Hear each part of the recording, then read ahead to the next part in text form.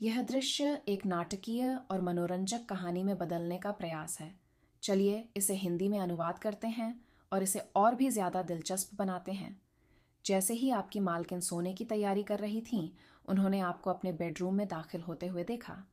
आप खुद भी सोने के लिए तैयार थे, बालों में रोलर्स लगाए हुए और एक बेहद ही अजीबोगरीब सिसी नाइट गाउन पहने हुए। हर बार की तरह आपको इस अवस्था में देखकर उनकी हंसी छूट गई।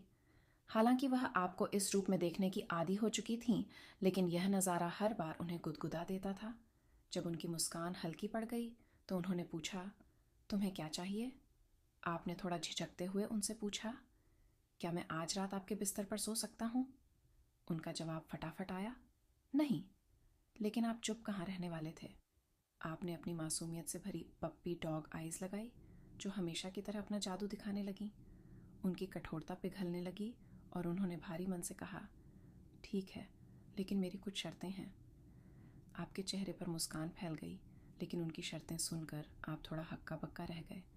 उन्होंने सख्ती से कहा, तुम मेरे साथ तभी सो सकते हो अगर तुम लिटिल स्पून बनोगे और मैं तुम्हारे डायपर में मेरा रफल वाला तकिया डालने दूँ। आखिरी चीज़ जो मैं चाहती हूँ वो है रात में जागना और तुम्हारी उस गंदी सिसी स्टिफ़ी को महसूस करना।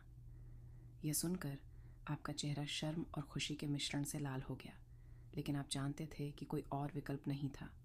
आप सिर झुकाकर सहमत हो गए और उनकी शर्तों को मानने के लिए तैयार हो गए, और इस तरह आपका बिस्तर साझा करने का सपना पूरा हुआ, लेकिन अपनी मालकिन के नियमों के अनुसार।